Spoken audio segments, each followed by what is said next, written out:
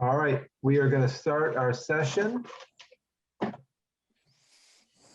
Welcome. This is the Finance Peer Community Session 2. What hasn't changed in the past year? Working and budgeting in an uncertain environment. My name is Bob Kimsel, and I'm the CFO at JCC Association of North America. This session is being recorded. If you do not wish to be recorded, you may turn off your camera. If this is not the session you intended to join, return to Spot Me and select a different session. Joining me today is Dina Rudolph, JCC Association's Controller. Dina will be helping me in providing tech support during this session. Our names appear as hosts at the top of your participant list. You can chat with either of us to address any needs or questions during this session. We aspire for every person to feel they belong at PRCON 21 and are working to build inclusive spaces in which all people feel welcome, respected, safe, and fully included. To that end, we encourage you to consider the following suggestions. We invite you to rename yourself in Zoom with your name, your agency name, and if you're comfortable, adding your preferred personal pronouns. We have enabled closed captioning, and you have the option to turn it off if you using the button on the bottom toolbar. Please reach out to Dina or me in chat if there's anything we can do to enhance your learning experience.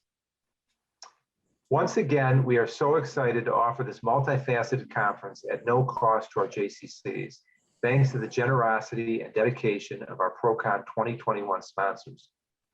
Each sponsor believes in the JCC movement and the incredible work JCCs have accomplished day in and day out. Their representatives are proud to be with us to share their expertise and offerings. I want to personally thank the sponsor of today's session, Atlantic Tomorrow's Office. Atlantic is an office technology and IT solutions company, helping over 20,000 organizations improve productivity and reduce costs with office technology solutions and IT support. JCC Association has had the pleasure of partnering with Atlantic since 2009, and I can tell you firsthand that they provide incredible customer service, and they've done a great job of getting us set up with the right equipment and helping us keep our costs down. We hope you will join us in showing appreciation for their support by visiting their booth in the virtual vendor hall and connecting with their representatives to ask questions and learn more. At this point, I want to turn it over to our presenter for the first half or so of our session, Michael Gutnick. Michael is recently retired as the Executive Vice President and Chief Financial Officer of the Memorial Sloan Kettering Cancer Center. Michael is now a Senior Vice Chairman of the Board of Trustees of Long Island University, where he is also Chairman of the Budget and Finance Committee and the Investment Committee. You can see Michael's full bio on Spot Me. Today, Michael is going to share with us a fascinating account of what was done at Long Island University to deal with the pandemic, and in particular, some of the budgeting issues that they faced trying to plan for the 2020 fall and 2021 spring semesters. Michael, I'm going to share my screen, and you'll let me know when you want me to advance the slides. Thank you. Let's go to the next slide. Let me just say one more thing before you get into your session, your slides. If you have questions of Michael, you can submit those in the chat to Dina or me, and we will save the questions until the end, and unless we see something come up that we want to interrupt and make on. Go ahead. Okay, next slide, please. Good afternoon, everybody. Well, to those of you on the West Coast, good morning. The COVID-19 pandemic has caused significant operational and financial disruption to higher education institutions. It is likely that higher education will be further adversely impacted by COVID-19 before adequate levels of global vaccination can be achieved. The goal of my presentation today is to discuss the operational and financial issues experienced by Long Island University. Many of these issues could apply to any type of organization where people get together. A little bit of background on Long Island University. LIU is actually a middle-sized university, given universities. It's not a 50,000 student campus. It's about 15,000 students in 5 campuses in New York. We have both a campus in New York City and Brooklyn, as well as a campus out in Long Island that's that's on 300 acres of property. So it's very recreational oriented. And we also have other campuses which are focused on specific programs. We have a very diverse student body. And one of our goals is to have almost every academic program one can imagine that makes sense. So we have 275 academic programs, including a brand new veterinary program, which is one of only 4 in the Northeast, as well as other interesting programs like artificial intelligence and global studies. We're rated the best value and the best national university by the external rating agencies. Next slide, please. Slide, please. Thank you. LIU has gross annual revenues per year of about $1 million a day, or $364 million on a gross basis. 85% of those revenues are tuition ancillary services, which means that we don't depend significantly on endowment money or other grants, contracts, or other financial sources. So the bottom line budget and our ability to stay in business, so to speak, is highly dependent upon our ability to meet our admission criteria and get enough students coming into the university, particularly new freshmen. So we're very focused on freshman enrollment, because if you lose freshman enrollment, it's a 4-year impact, not only when they're a freshman, but when they're a sophomore, junior, or senior. So it's very important to get those freshmen in the door at an appropriate skill level. We've kept our tuition down to only increases of 2% per year for the past several years to make it very affordable. And we also provide $100 million in annual scholarships and grants. We have approximately 2,000 FTE faculty and staff, and the bottom line is very thin. It's an excess of revenues over expense of about $12 million a year. Next slide, please. So what happened at first in March of last year when COVID started to bear its ugly face? The first thing we did is we created the university leadership team to plan and evaluate actions. This is a diverse, wide group of officers, 12 officers, 12 deans, and 24 faculty members to discuss and plan and communicate the actions that the university would take to deal with these issues. Our initial goal was to maximize in-person education safely. We wanted to convert all learning to distance learning if necessary. This presented an interesting obstacle because historically, LIU has been using distance learning at a small rate. Perhaps 10% of the students had distance learning activities going on. We need to prepare to go to 100%. So this presented significant IT challenges and also challenges to make sure that we had enough distance learning in the box, so to speak, in the computer to be able to provide this support for students.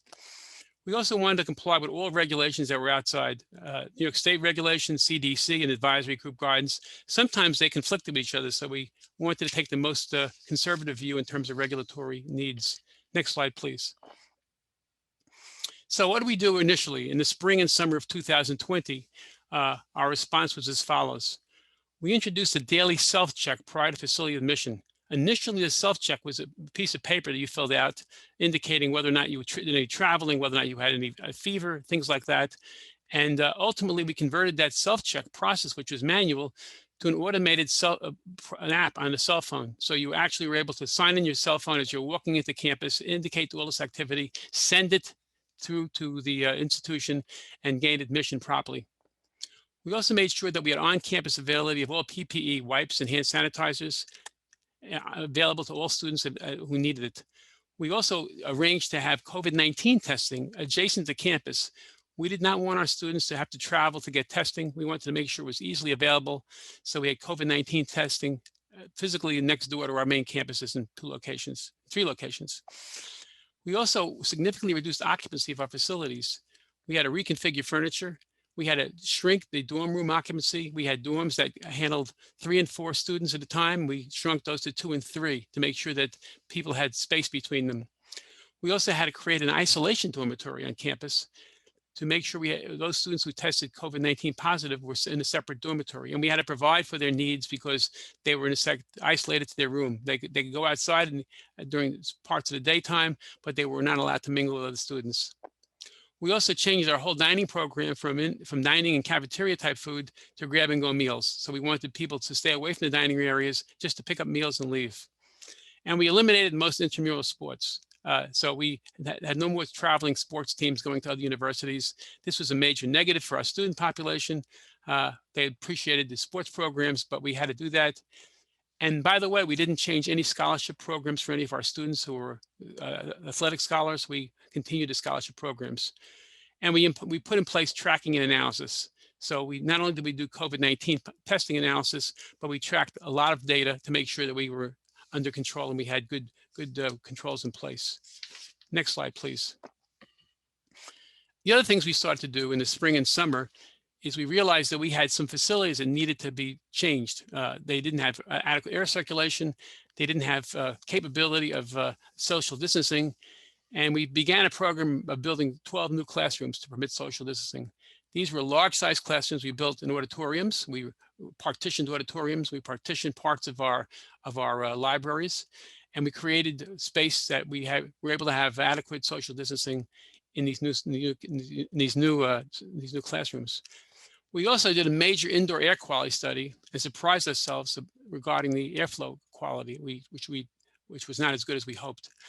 So we used airflow purifiers and increased fresh air circulation. What we did was we increased the motor capacity in some of our buildings and increased putting in HEPA filters to be able to filter air. Well, we couldn't do this because the systems weren't capable of handling this increased flow of air. We put in individual air purifiers in classrooms to be able to filter the air in those classrooms. We controlled the access gates on our campus to make sure people who are coming in and out were tested or evaluated properly. And we put COVID signage throughout the campus. We enhanced our cleaning process. We had our outside vendors use foggers to make sure the place was clean overnight and during the day when the facilities were not being used. One of the more interesting things we did is we retrofitted a bunch of toilets, common use toilets with no-touch fixtures.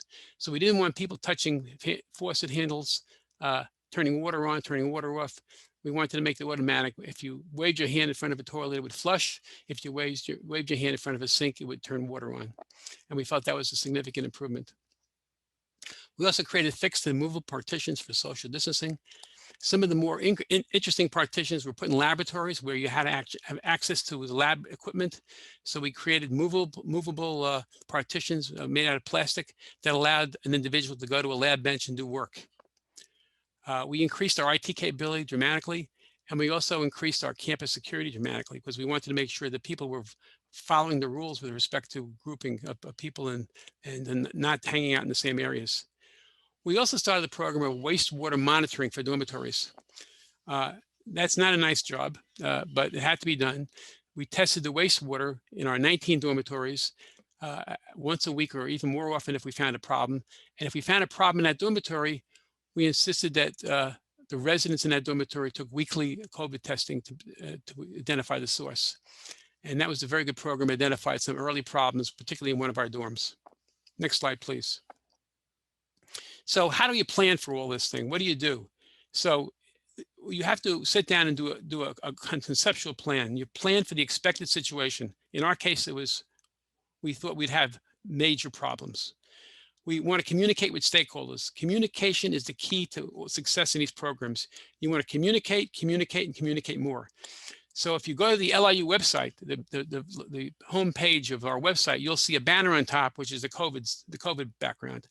And in that website, you'll find all sorts of information, the COVID plan. You'll find Q&A. So actually, I have some examples of what's in the website in the appendix, which we won't discuss today, but it gives you an idea of the level of questions we dealt with. You want to monitor performance, make sure you're actually seeing the data coming through, and you want to evaluate the results and go back, and those results go back to replanning the process. So this is a constant cycle of evaluation, testing results to make sure things are under control. Next slide, please. So we got to the fall 2020.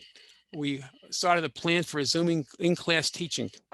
We thought we had enough control over the process, and we wanted to start making sure we had in-class teaching for all students. What we did was we evaluated all prior LIU actions taken and the results of those actions. We reviewed the actions taken by other universities. We had our faculty and our deans speak to their peers in other places and also speak to the associations they belong to and find out what good ideas they had in place, what the success rates were, and whether or not we should adopt them. We continued to have weekly and sometimes every couple of day meetings of our leadership team to find out what was going on. And we employed regular communications with all of our stakeholders. So we met regularly with our faculty, with our student population, and with our board members. Next slide, please. So let's go through the financial planning risks.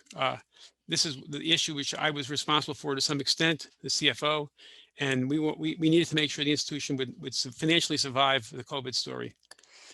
So our risks, as I indicated earlier in the presentation, the biggest risk we have is a material decline in enrollment.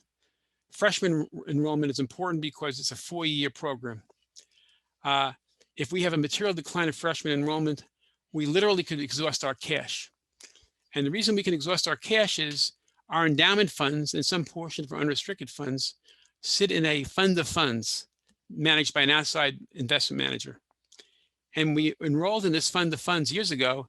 We agreed to some restrictions on withdrawals. So we had to give 6 months notice, or in some cases, even a longer notice, to get money out of the funds. If we had a problem, we needed cash really quickly. So we needed a cash lifeline. And ultimately, we decided we needed a bank committed line of credit. Now, let me spend a minute on this topic. Most of you are familiar with lines of credit you might have on a credit card or even a bank line of credit. That is not a committed line of credit. If your credit rating declines or there are other issues that take place, the bank always has the ability to say, we're going to take you down from a $3,000 line of credit to a $300 line of credit. It's their option. So it's not a legally binding commitment. If you want a legally binding commitment to support an organization, you have to pay for a committed line of credit, and you pay in basis points. So a line of credit of significance that's committed might cost you 20 to 50 basis points, or 0.5%, let's say. But it's important to have that, because if you expect the worst case scenario to happen, you don't want the bank walking away from you. So you have the ability to enforce that line of credit. The other thing we did is we applied for relief under the Federal CARES Act. And ultimately, the CARES Act, the Federal CARES Act, which supported the institutions, I think it was like $12 billion nationally, it made the difference between financial loss and breaking even for many institutions.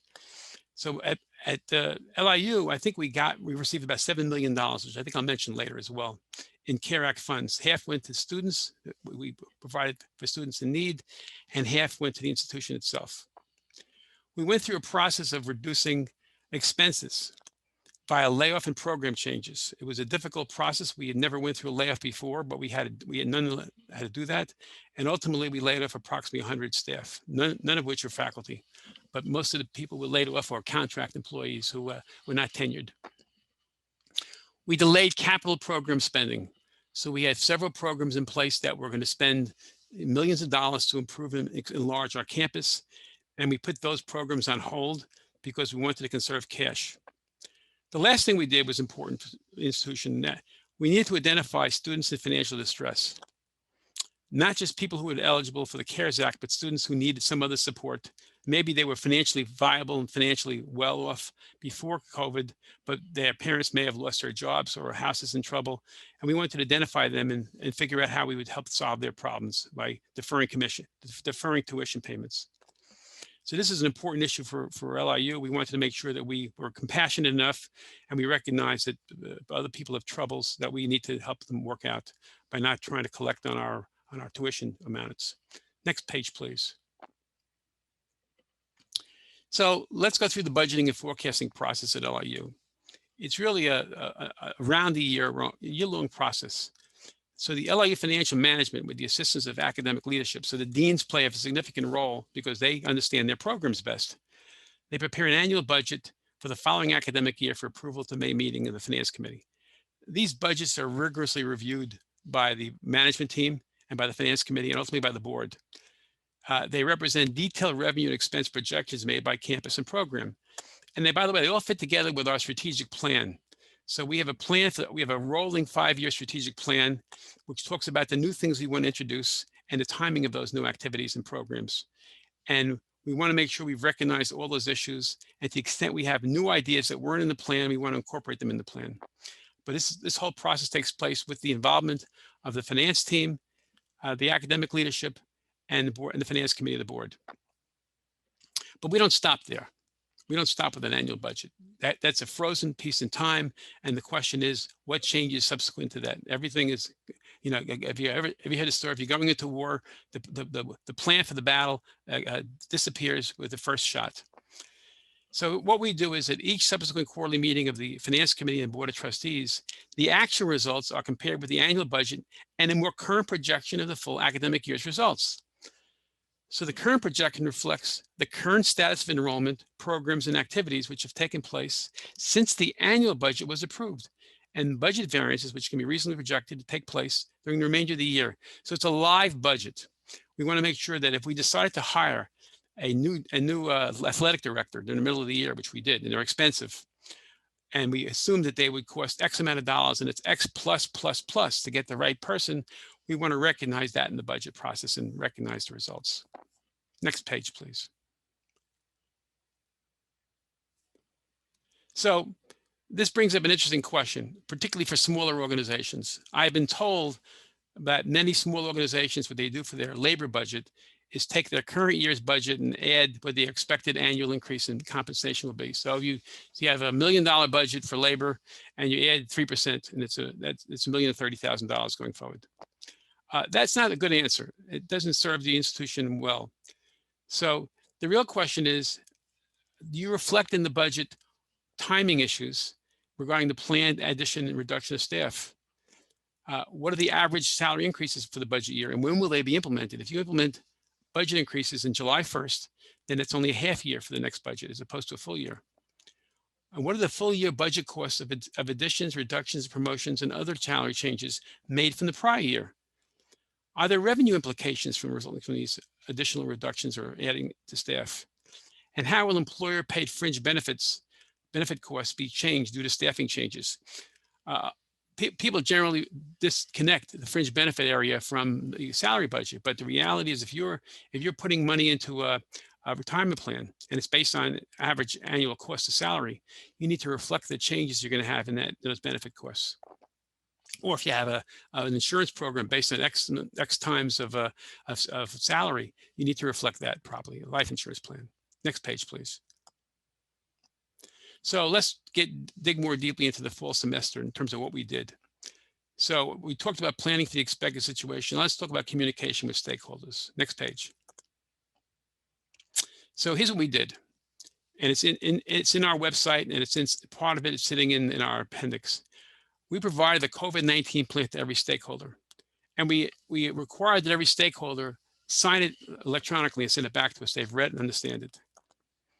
Most importantly, we made, I wasn't part of it, but the staff of LIU made personal contact with each newly admitted student, several thousand students. We talked to them and their family members and talked through the process, the programs, and answered their questions live, not in groups, but individually, to make sure they understood exactly what LIU was doing to reduce the risk of COVID. We found these conversations to be particularly good because the family then got a high degree of confidence, and people weren't sending their kids to Maine for education. And by the way, if you sent your child to Maine, you have a bigger problem going on now because they have a COVID epidemic going on there at much higher levels. We then had meetings with all faculty members to discuss the plan. And meeting with faculty is probably the most difficult part of the process in any academic university, because faculty members, if you sit down with 2 faculty members, you probably get 3 different opinions. So the issues with faculty members included, well, do I have to really come in and teach? Can I do this? Can I teach from my home? Can I do remote teaching? And that works when you have to. We really wanted to have in-person teaching, so we had very strict criteria for allowing faculty members to not come into campus. And as I mentioned, we have a website that includes the full COVID plan, news and updates. There's a weekly update in there, including bi-weekly COVID-19 test results. So we have taken the total transparency mode of actually posting how many students by campus had COVID-19 positive test results for that 2-week period in our website. Next, please. So here are the other major actions we put in place for the fall. We totally changed the classroom the calendar for the semesters. We realized that we should end the fall 2020 classroom teaching before Thanksgiving and change the spring break to the month of December and January to reduce the risk of COVID. We learned this idea from talking to other universities who felt that it was a much lower risk than having intersession and having multiple break times. We also had mandatory COVID testing 100% for the return to campus in February. And after petitioning the state of New York and local counties, we got permission and supplies to actually do COVID vaccine inoculation programs on campus beginning in April. So right now, if you're a student or faculty members are all inoculated to the extent they wanted to be. If you're a student, you can get inoculated for free at our campus, and the second inoculation as well. Next, please. So let's talk about monitoring performance. So a plan is not any good unless you can actually measure performance and make sure that it's meeting your objectives. Let's go to the next slide, please. So we realized we needed some in-charge person to be responsible for the plan and accumulate data and report to the board and management team. So we appointed the LIU Chief Operating Officer. He had overall responsibility for the plan, daily monitoring of COVID-19 positive testing, and also making sure that every one of the steps we outlined were actually happening in the way we planned. As I said earlier, we had a leadership team of 48. They met regularly, discussed progress and action steps, and monitor progress. The CARES Act, the Federal CARES Act, provided $7 million in financial support for needy students and for partial reimbursement of LIU's incremental expenses. Without that, we would have had a financial problem, but nothing in the order that we planned for in our Monte Carlo simulation. New ideas were discussed and assigned to staff to pursue. Not every idea came to fruition. Some of them were not logically able to be implemented, but we wanted to pursue and think about these ideas. And we updated all stakeholders, including regarding changes in policies. We published on our LIU website regularly. And from my perspective, the CFO monitored cash flow every day. We had an expectation by week of what we expected to raise in cash, in tuition, and other activities. And we wanted to know if that was dropping, and we wanted to know in advance if we were going to actually have to execute on our line of credit, our committed line of credit, which we never did have to. Next page, please. So let's evaluate the results at LIU's programs. Next page, please. So LIU did not experience a major COVID-19 outbreak. We had a small outbreak among some of our football teams, or some of not football, but other teams. We had other intramural teams. They had a party off campus, and we found that out later on through wastewater testing. And we sat down and explained to these folks that this is not the way to go. And if they wanted to go that way, they may lose their academic scholarship or athletic scholarship and may be forced to leave campus. So they decided to be good citizens. Our on-campus positivity rate was materially less than the community rate. We did not have a significant decline in freshman enrollment. Less than 100 staff and no faculty members were laid off. And we chose those layoffs very carefully to make sure those were actually duties and activities that we wouldn't need to perform if in fact we changed the way in which we're teaching. For example, we didn't need groundskeepers taking care of the athletic fields every couple of days because they weren't being used for athletic programs in terms of intramural sports. So we went from everyday treatments to weekly treatments. The CARES Act funds provided meaningful support for LIU and its students. And the spring 2021 term enjoys a significantly increased level of in-person teaching. I think we're up to 95% of students are in person. Next page, please. So also what's going on is we now realize students, they want the option to attend distance learning courses. They want the option to attend distance learning from their dormitory, from their home, from any other place on campus if they don't want to go into the classroom. We honor that now. So you can have your classes anywhere you want, except certain laboratory courses where you actually need to be in presence to do the laboratory test. And there we've gone through extensive protection to protect you, not only with masks, but face shields, as well as moving partitions to make sure you're protected. Although LIU spent a lot of effort to get the committed line of credit, we never borrowed against it. Several student athletes, primarily seniors, transferred to other colleges because they were holding their sports programs. They did not disband them or put them on pause. And we felt that was something that was in their best interest. We said, please go with our thank you. And we also decided to change our long-term investment portfolio. Let me spend a minute on this. So as I indicated earlier, our portfolio was not easily liquidated. I mean, we couldn't, if we needed to get money quickly, unrestricted funds, we could not easily get cash. So we decided to on a long-term basis, we needed to change the portfolio dramatically. So we actually terminated our relationship with our existing manager where we couldn't have cash withdrawals. And we changed the relationship with a new manager where we have the ability within a couple of weeks' notice to get significant amounts of cash. And we also changed the portfolio allocation and a bunch of other dynamics to make it more friendly to us and easier for us. But the primary reason for making that change was liquidity, liquidity, and liquidity. Next. Next page.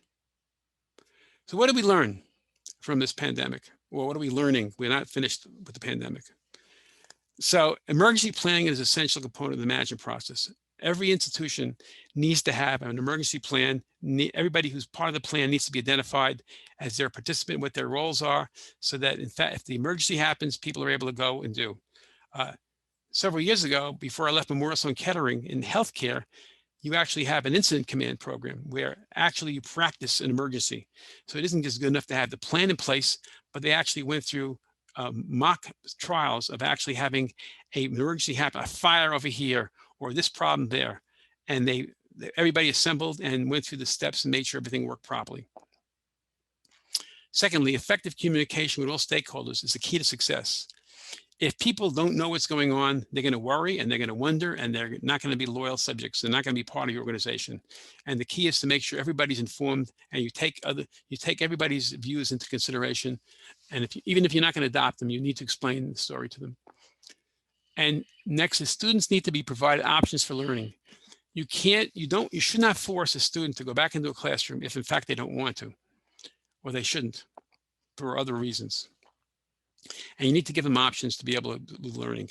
And now that we have this capability of doing distance learning, we can provide you with your education any way you want, except for the laboratories, once again, where you need to be actually on campus. Or if you're in the vet school, you need to be taking care of animals. You have to take care of the animals. Renovation and construction plans need to incorporate lessons learned from COVID-19 experience. So we have a new set of design criteria for airflow and air circulation for all of our facilities that we're renovating. In terms of the speed of air circulation, the filtering capacity, there must be a HEPA 17 or above filter device that's filtering the air, and other things regarding those rooms. Financial planning should consider the need for additional liquidity well beyond normal operating requirements and potential cost reduction plans. Next. So this last section includes our website information, some of the website information. It gives you an idea as to the nature of the Q&A we went through with students to make sure they were every question people raised was answered adequately, because for every question someone raises, there are probably 3 or 4 other people who have the same question but were ashamed, didn't want to ask the question.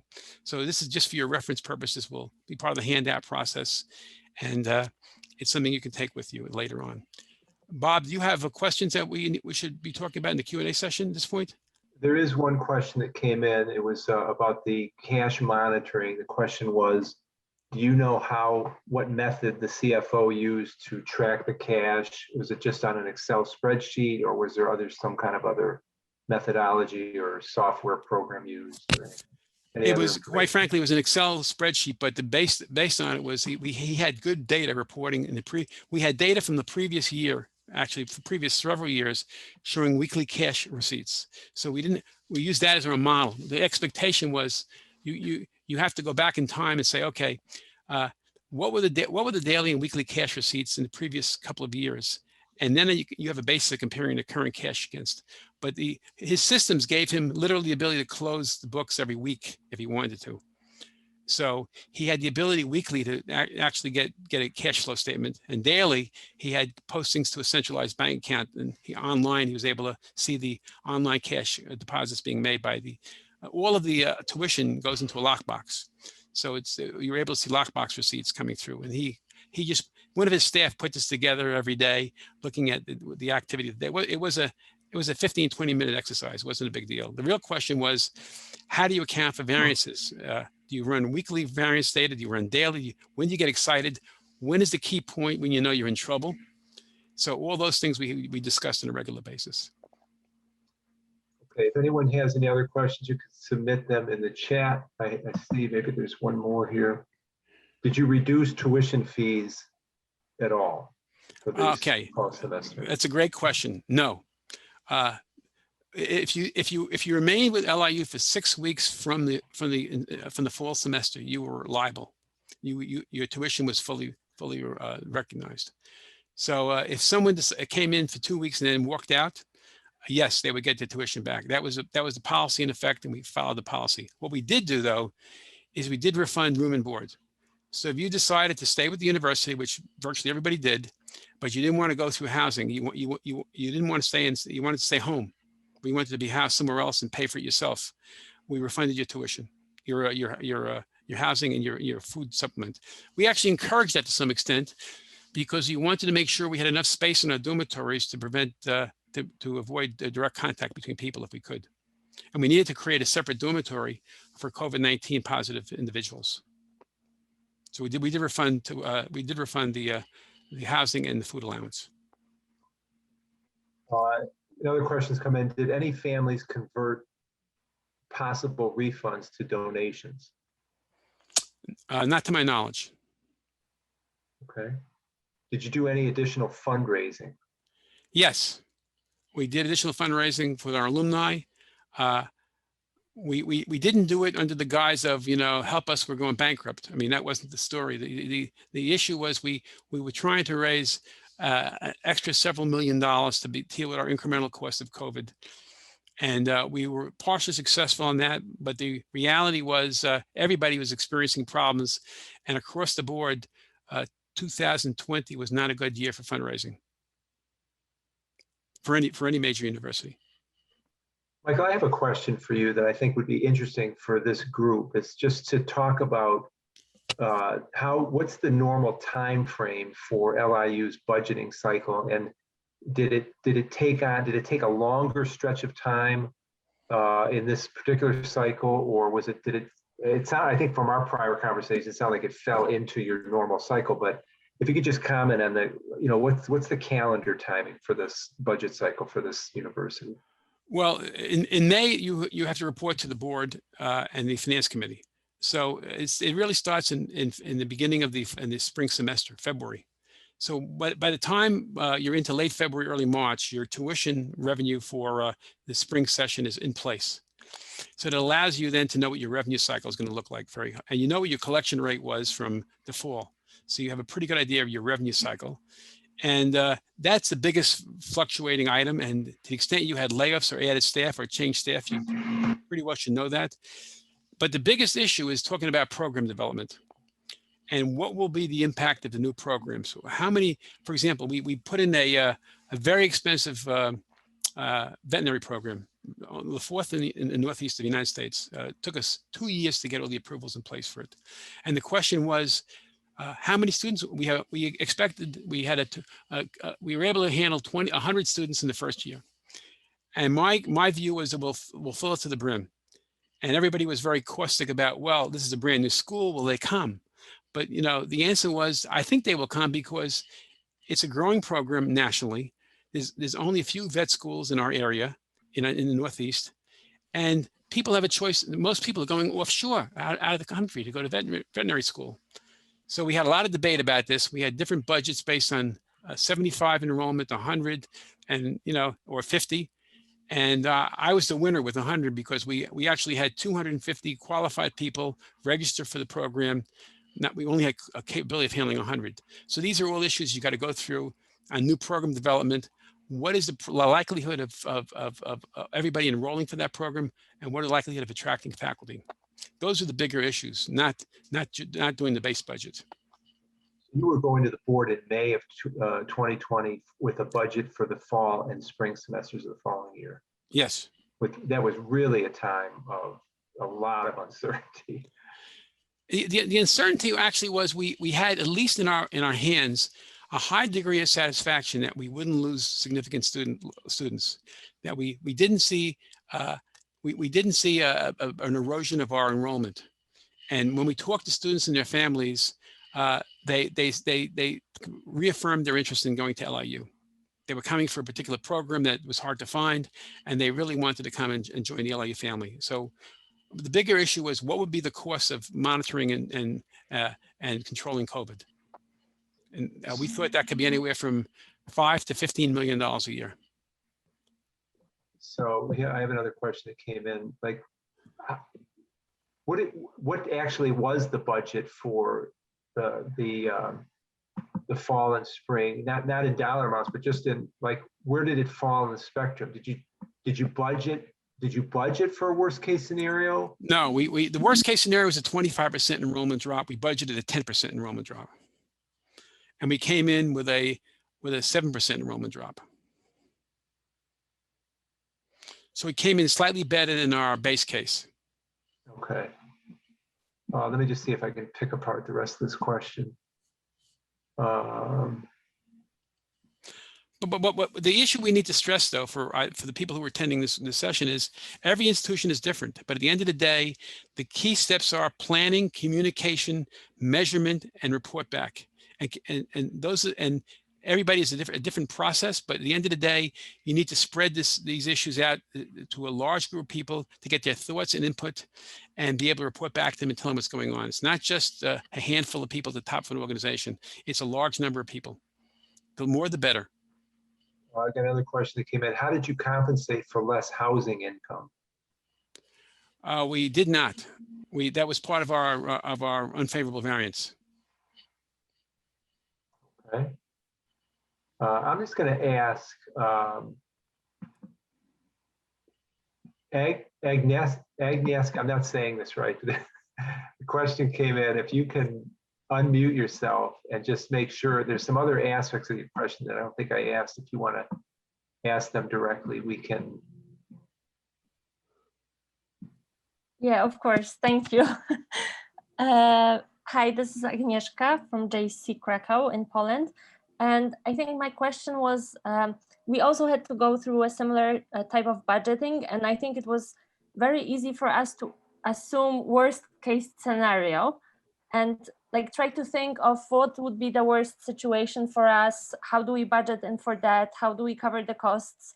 But also it was really hard to find this balance between all of these generates a lot of costs. The things you mentioned, all the testing, changing the whole campus, all of it. Like, how do you find the balance between saying, okay, this is enough, what we do, we can, the biggest drop in enrollment can be 25, but we will budget in for 10 and that's okay. Like, I think my question is how to find this balance between the costs and the safety. Okay, well, from a budgeting standpoint, we took what we thought was the most likely scenario, but we planned for the worst case to make sure we had enough cash. We weren't going to skimp on the precautions or skimp on the management process of COVID.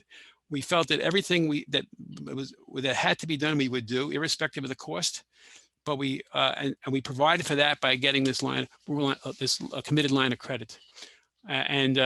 So we were prepared for the worst. But the end of the day is that if anybody's familiar with Monte Carlo simulation, I mean, you could run these things, so you could run hundreds of models on these things, and it tells you what the probability of each scenario might be.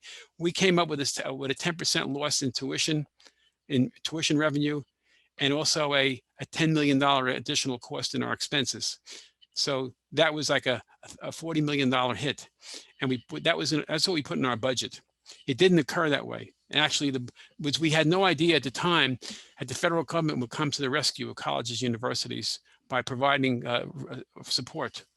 The federal government came out with a program to provide support for universities as part of the COVID process, and it was a major thing. We received $7 million for that, and it helped our students and it helped the university dramatically. Are there any other questions for Michael? I don't have any more. Dina, do you have any questions that came to you directly? No, I don't. Okay. Michael, do you have any final thoughts or words Well, of wisdom? I think that at the end of the day, it's communication, it's planning, it's having a plan in place, even though it's going to change. If we're dealing with emergencies, what are you going to do? How are you going to manage them? Different kinds of emergencies. What if we lost our facility? What will we do then? what if we have a fire? What if we have, a flood, a pestilence, so to speak? But at the end of the day is that you need to communicate the plan to a wide group of people, say, this is not our current environment, but if this occurs, this is what we're going to be able to do. And you need to be able to manage through it. But communication is the key, making sure that all your stakeholders are aware of what's going on, so no one can say they're out of the loop and it's being mismanaged. And in our case, it was the faculty, because the faculty they love to second guess the administration. And we wanted to make sure the faculty knew exactly what was going on. And if they came up with ideas, how interesting they were, how lunatic they might be, we would seriously consider them and come back to them with our rationale. So it's getting a number of people together, planning the process, communicating effectively, and measuring the results. Very good. Well, listen, there's a ton of parallels between the university environment and the JCC environment. And I did get a couple comments from people to that effect. And I think that it's a different business, but a lot of good information in here for people to use. And we very much appreciate your sharing it with us. We're all in the people business. Yep, exactly. As Michael said, his slide deck will be shared. And the last few pages that we didn't go through are some information on that was included on their website and shared. And I think you'll find it interesting. And there's actually hyperlinks in the slides to take you right to the website. Okay. Good to see you all. Yeah. So Michael, thank you very much. I know you have a meeting coming up Yes. Right around the time we finish or a little bit before. So I appreciate you coming on with us. And Okay. We are going to go into the second half of our session. Okay. Thank you very much. Good to meet you all. Have a nice day. Thank you. All right, the second half of the session, we're going to do something a little bit different. And it's a little bit untested for our technical skill level, so please bear with us. We just talked about the budgeting process at Long Island University, and I know based on the listserv chatter that budgeting was a big issue that people were asking each other about. How are you doing this? How are you doing that? But that was just one of the many things that we were forced to do differently over the past year. What I like to do is pose a list of changes that I came up with based on input from this group and see how many JCCs faced the same forced changes that you did. So I don't know if this is the official name, but I call this a blackout survey.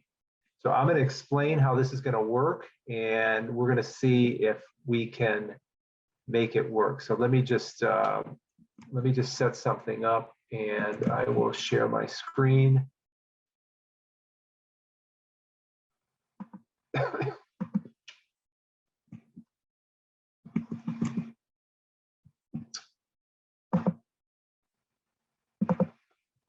Okay. So we called this session "What Hasn't Changed," and that's what we're going to talk about. We actually don't know about what did change, but so many things changed that it's easier to talk about what hasn't changed. Okay, so we're going to do a blackout survey. So these are the instructions, and we're going to try it and see if it works. We actually have the capability to go in and turn everyone's video off, but hopefully everyone's paying attention, and we won't need to do that. And it will work much better if you follow these instructions. So go to your video settings, and there is a option to hide non-video participants. So what that means is that people like Betsy McDaniel and Agnieszka who don't have their video on, you won't see them at all on your screen. They won't show up. And so if everyone can do that now, I'm just going to stop sharing just so I can see if people are actually doing it. And okay, so and then turn off your video so that you're not visible. And let me go back in. Okay, so I'm going to ask a series of yes or no questions. If your answer is yes, you turn your video on. And then we'll take a look and see, like, well, boy, that's interesting. Like, how many people face the same thing? And after we've had a moment to register that, we ask everyone to turn their video off again. And we will go on to the next question. So I have some practice questions. so we can just test it. But first, before we do that, we have a lot of people who still have their video on. So I'm going to go in, and I think I can turn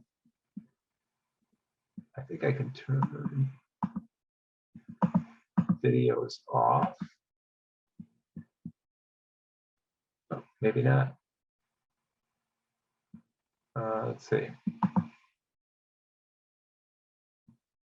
Huh.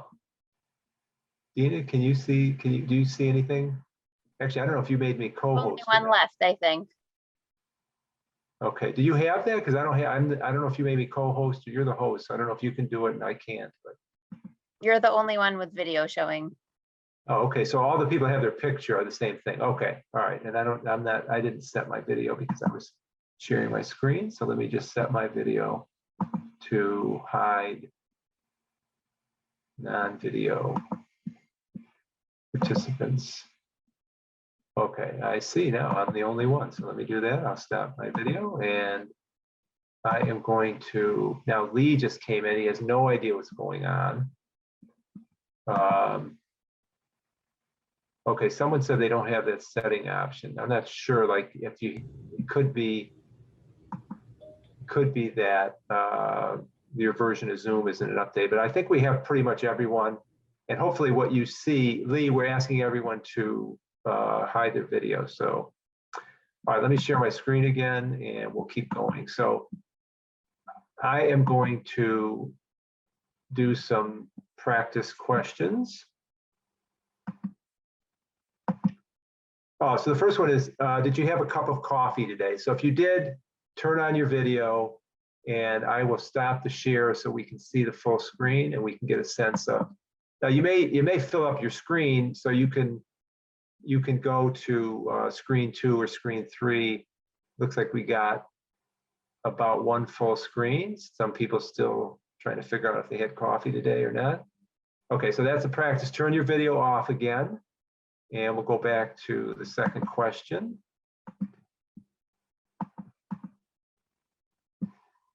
Second question is, do you work for a JCC in California? And Jim Kirk is just joining us and he can say yes to this. Let me stop the share. We have about 20 or so that were registered.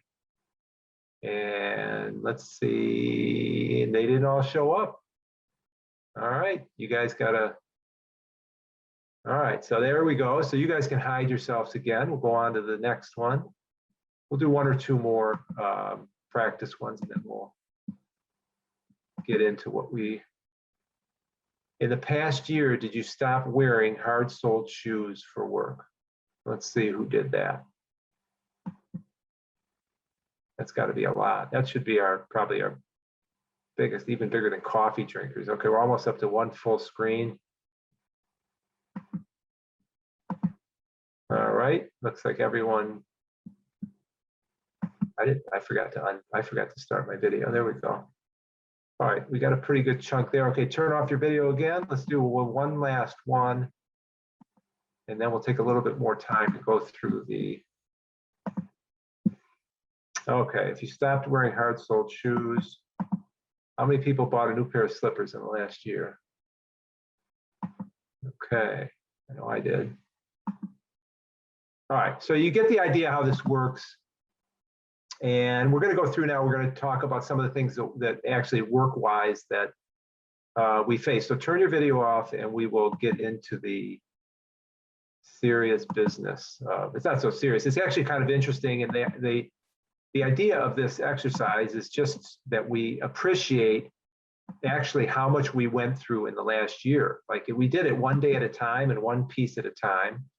So this is the first question. So how many people work remotely for the first time? And not like you took a half day off and checked your email, that actually did your job function for the first time remotely. So let's see what we have here. Maybe a lot of people normally work remotely.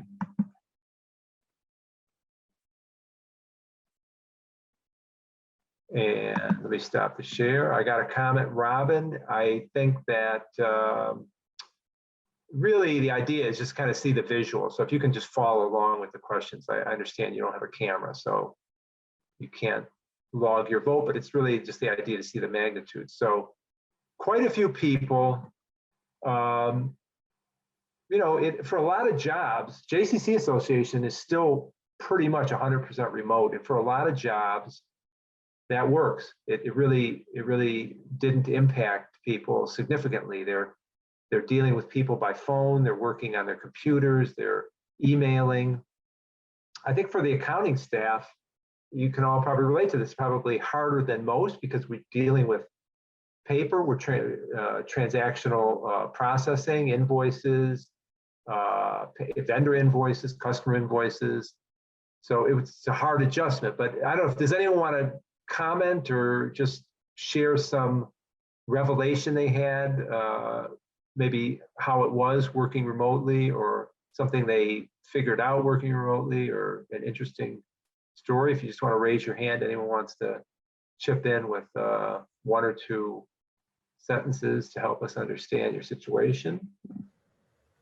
I don't see anybody raising their hand, so. I finally got a window. Oh, so at work you have an office with no window. And now I have a window because I'm looking out my dining room. Very nice, very nice. I actually went from having a window to, after 1 week, my wife kicked me into the basement, so I went to no window. But all right, let's go on to the second question.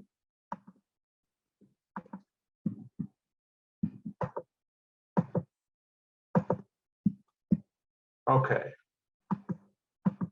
Supervise staff remotely for the first time.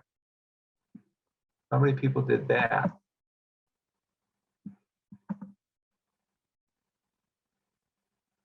That's a good crew. I know we have some people on this in our group that may not be supervisors, so I'm not really keeping track of the counts here, but it looks like we got about almost a full screen at 7 by 7. Anybody want to comment on their experience in this respect? Anything that you had to do differently or that you found challenging or that techniques you came up with? Ron Feldman, anything to share with us? Sure. I mean, it's the first time working remotely, so supervising remotely also. And fortunately, I have a very small team, basically one person, and we basically just talk daily multiple times, almost as though we were in neighboring offices like we used to be. Okay, so not a lot different with the. I do have a big question though, which is I'm about to hire an accountant and I'm wondering how to onboard someone and how to think about whether to have them work fully remotely, partly in the office. How do you orient the new person? So that's.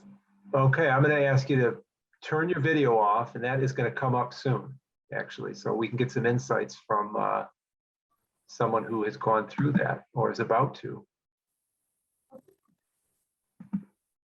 Okay, let me share my screen again. Okay.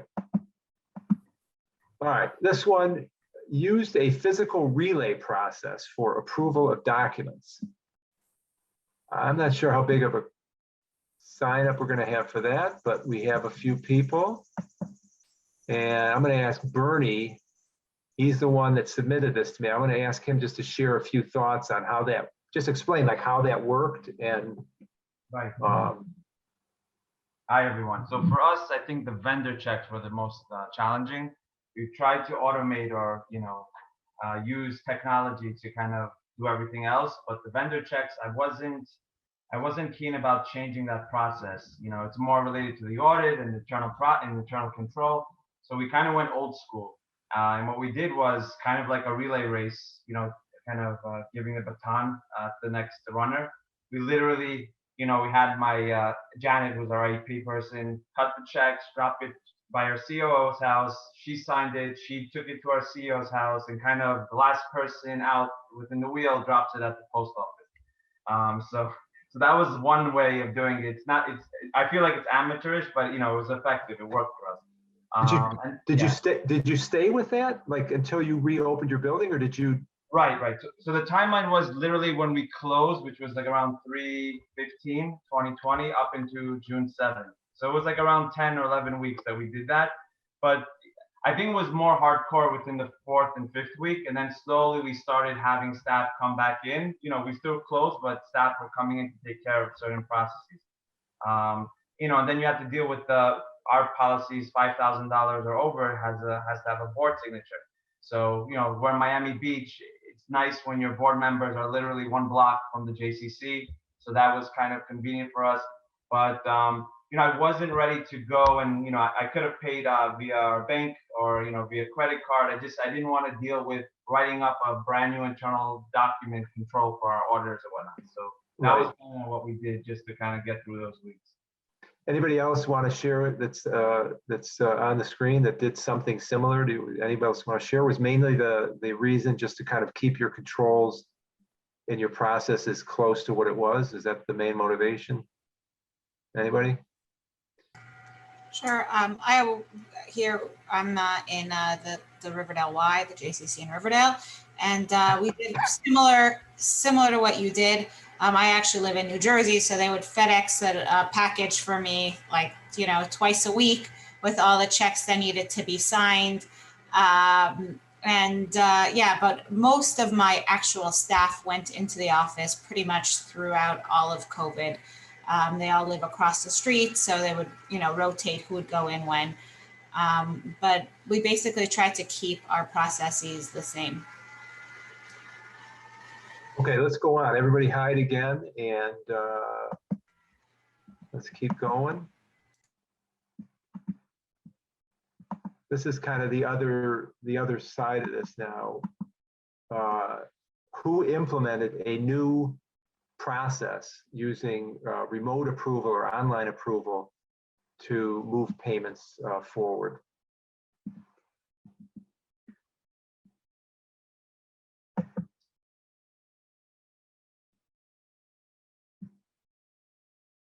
Anybody want to share what solution they went to, if they went to a commercial product or if they just kind of, it's homemade? We actually did this, so I should be on. For accounts payable, we had already implemented Microid, which integrates directly with MIP. So that was a saving grace. What does that do? What does Microid do?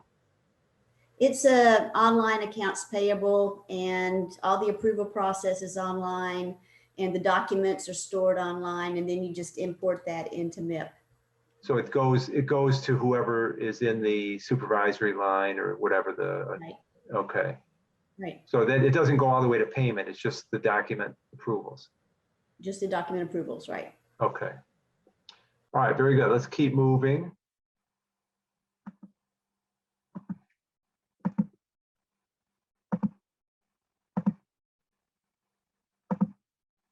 Okay. What about online payments? So we went to virtually all virtual payments. That makes sense. We did actually do some paper check runs when it made sense. We had refunds for our biennial conference, or J Summit, which was scheduled for last May. That was the first big event that we canceled. But for the most part, okay, so not that many people. Interesting. Unless people are getting tired of these questions and not answering, maybe that's part of it. I should actually keep forgetting to show myself. Okay. All right, let's keep moving. Take your video off. There's only, I don't know, 50 or more questions, something like that. No, not that many more. Okay. How many requested customers to pay directly to the bank or to a lockbox or something different than what they did before? Not if you had it before, but made a change.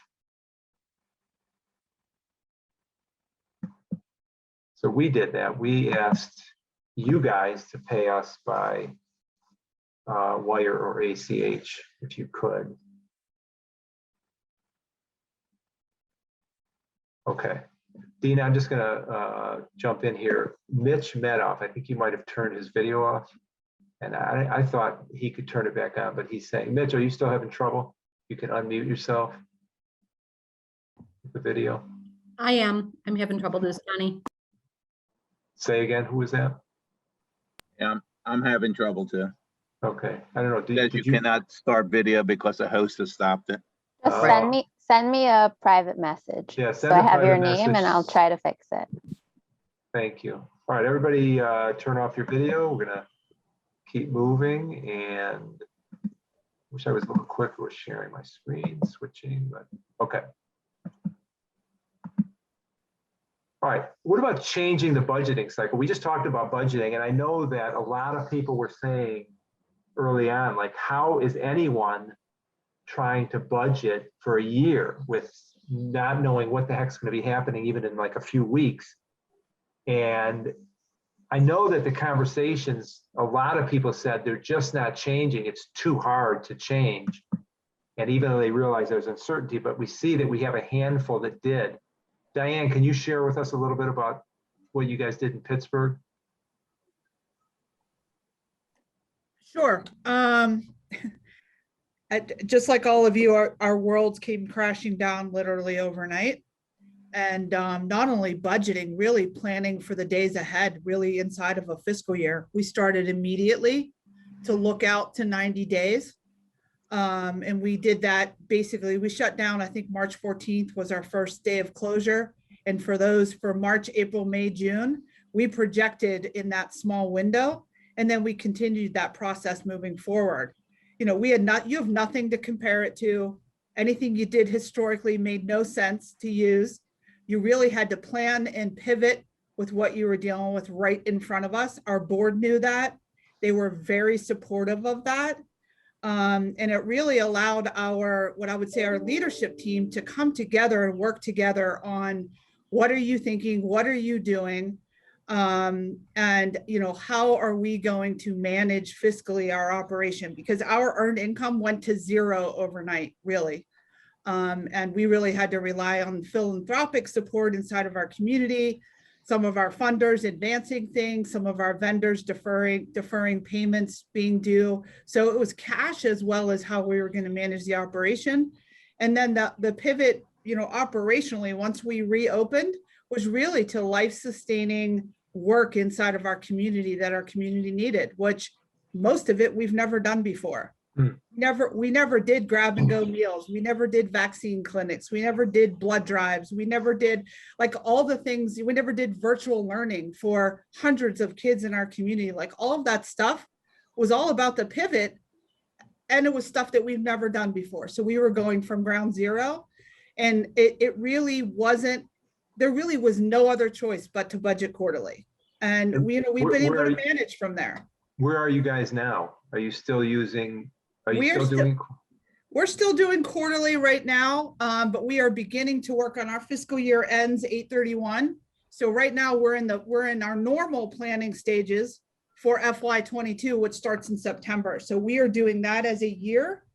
But if you think about it, even our leadership team, you know, they have to go back to 2019 to have something that could be sort of like what they're experiencing or expecting in September.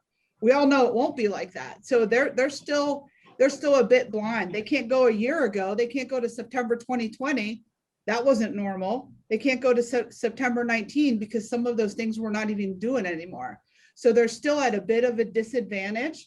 So we're really close and tethered to each other and having conversations.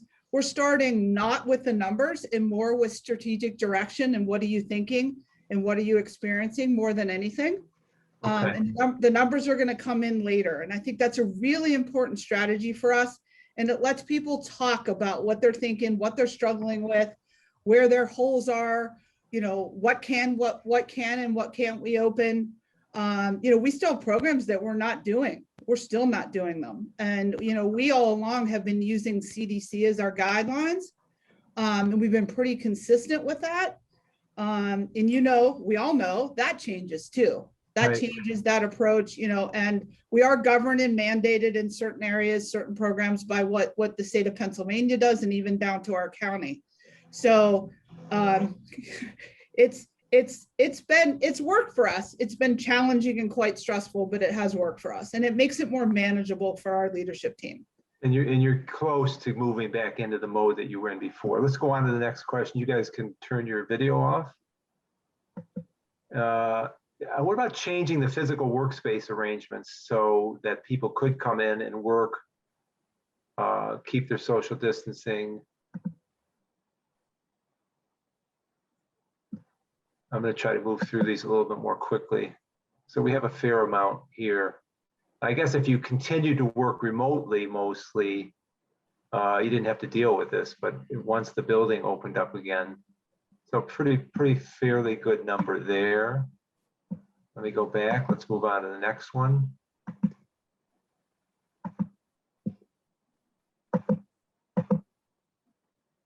Went from in-person to Zoom committee meetings. This has got to be a big one. We definitely did this. We used to, I mean, our committees have members from across the country. So yeah, this is, now I'm on to the second screen. This is probably the first one. So this is almost universal. Tom, you're the one that sent this in. So do you want to just comment on some of what you found in changing to the Zoom meetings? Yeah, I could say for sure that there was a huge advantage, frankly, going to Zoom meetings, for at least for the finance team and for the budget process, for our board meetings. Anything to do with management was better attended, more focused attention. And when we went through our budget process, which is we begin in September and we finish in November, we're in a fiscal year, calendar year. And we have budget meetings in which we bring in all of the department heads and they present their budgets. By the way, we presented 2 budgets for 2021. One was showing COVID going through December as we were experiencing it in November. And the second budget had COVID going through the end of June and then getting better and better until we got to 80% of 2019 by December. So that's how we built our budgets for this year. And that process was intense. It was a lot of hard work. And some of the most qualified budget and finance people who often don't have time to meet with us found time on Zoom to meet with us. So we actually got terrific input, and our ability to connect with those who are most able to help us in the budgeting process was improved significantly because we did Zoom meetings. We have the same experience.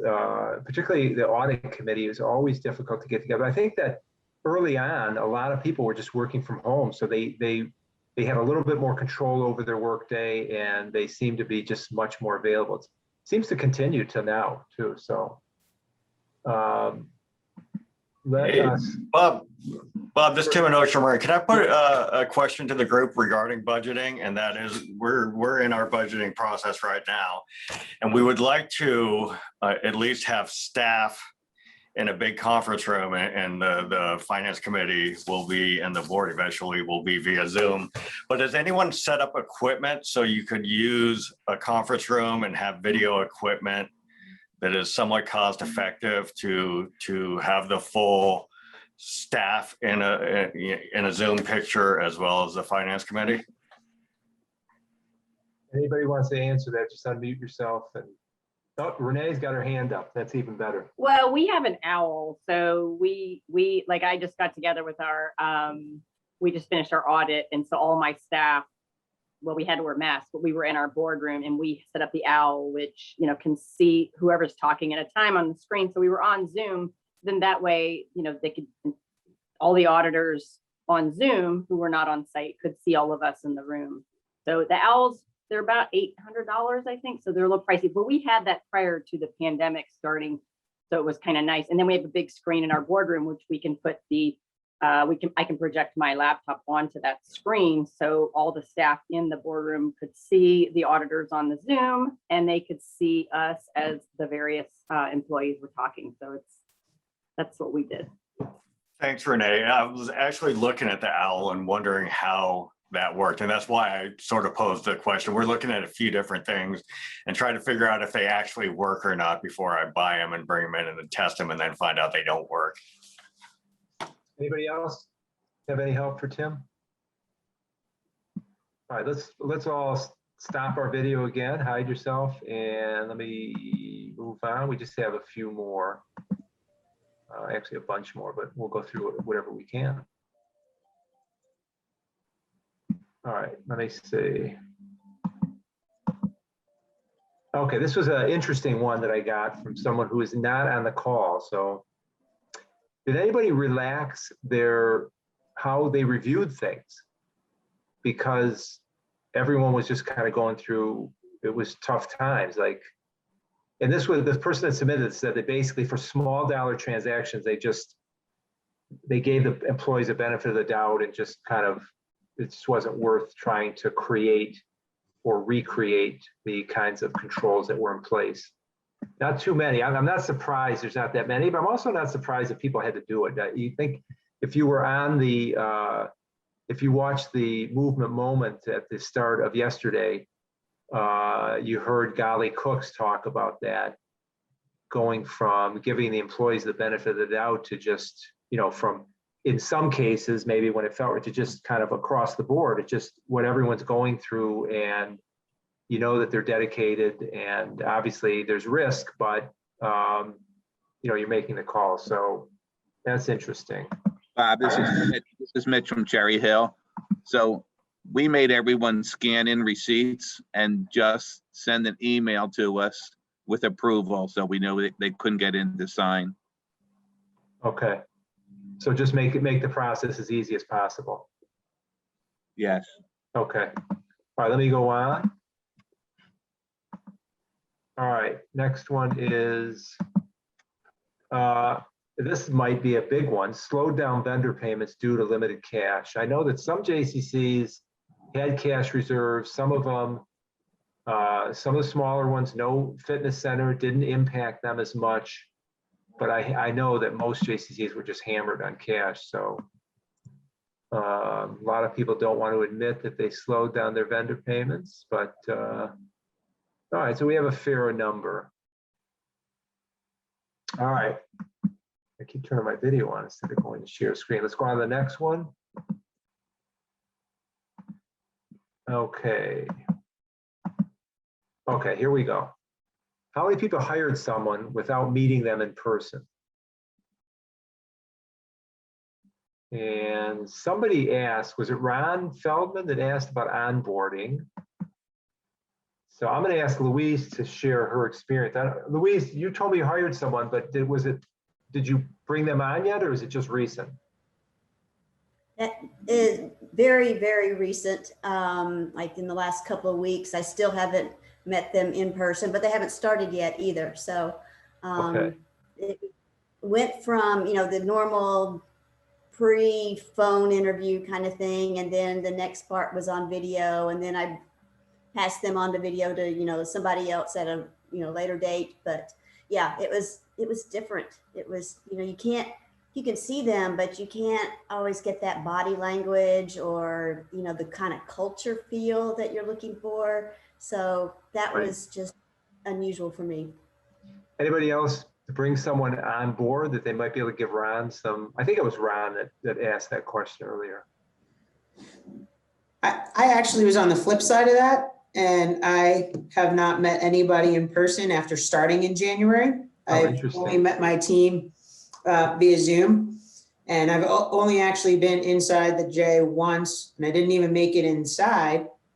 When they gave me my computer, they brought it out the front door. So it was the opposite side of that, but having Zoom really, really helps kind of develop that team relationship, as opposed to no computer screens whatsoever and working with new people just on the phone.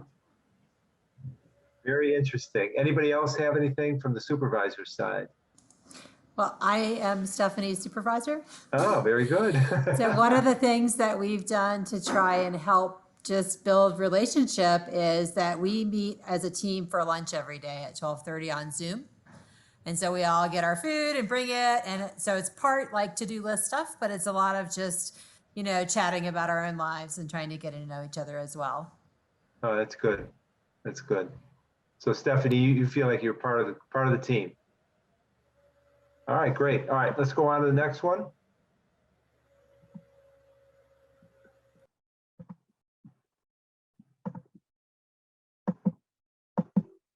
Okay, this one hit us.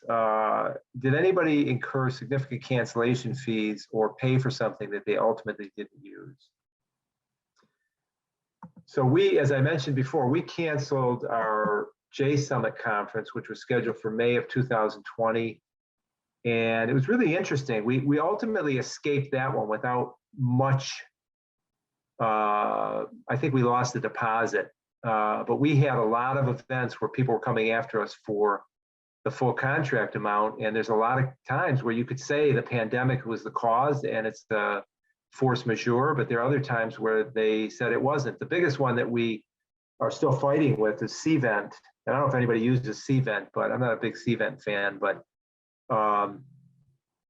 you know, they sell you this registrations in blocks, and they say, well, you can still hold, you know, online meetings and you can use our registration system for those. So you could use it. And so we're not going to refund you. We're not going to discount it. And they're very, very stubborn about it. And I'm not a fan. So that falls into the category of paying for something that we didn't ultimately use. All right. I think we have maybe one more, actually two more.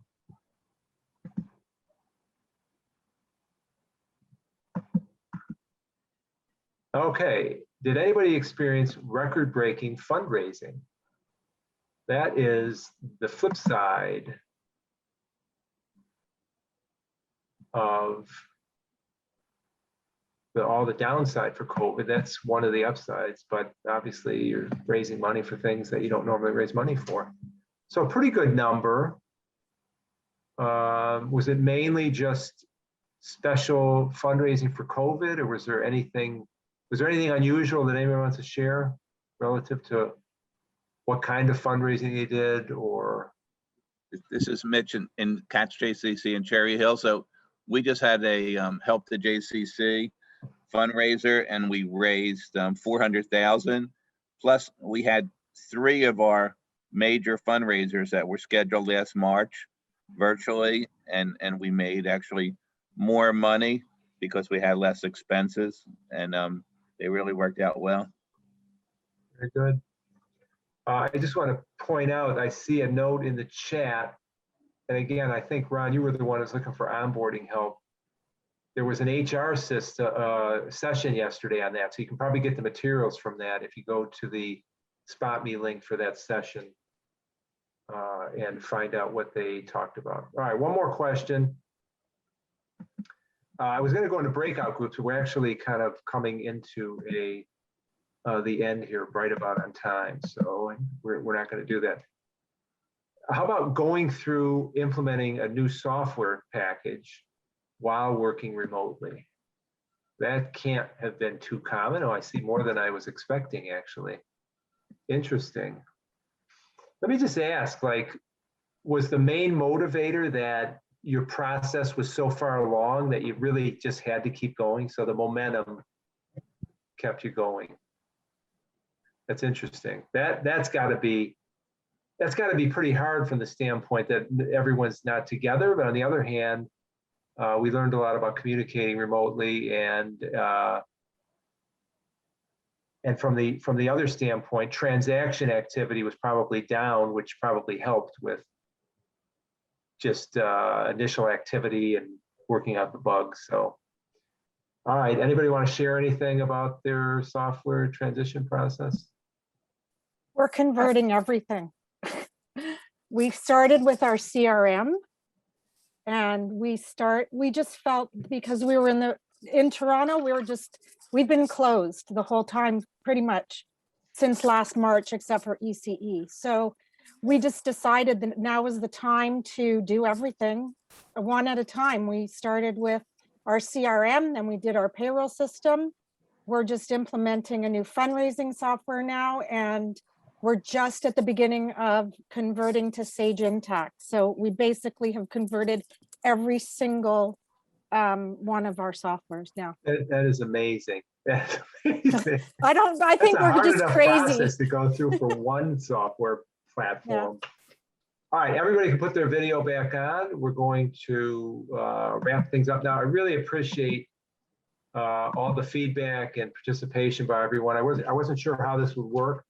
It's kind of a fun way to see, but again, the main point of it was, I think we should all be proud of having survived and relatively intact over the last year with everything that's gone on and all of the things that we had to change and all of the ways that we had to adjust and modify the way we were handling our day-to-day activities. So thank you again for participating. Bob, would the JCCA consider doing these conferences in the future on Zoom, since you had so much more participation? Even though it's nice to see everyone in person, but it's very costly to send a person down to Florida. Listen, I think we haven't talked about that yet, but I think that, first of all, we have over 3,000 participants. This exceeded our expectations. We fully anticipated that we would have way more than we normally did because of the cost considerations. But I think it exceeded our expectations. Even with people signing up, I wasn't sure what kind of buy-in we would get. We're down to 77 on this call right now. We peaked at about 100. Yesterday we had 127. And what I believe will happen, Mitch, and we haven't talked about, I believe that we will probably offer a hybrid opportunity in the future, that people do want to connect. I think that from a networking standpoint, we're hearing things, we're hearing people say things, we're seeing their name.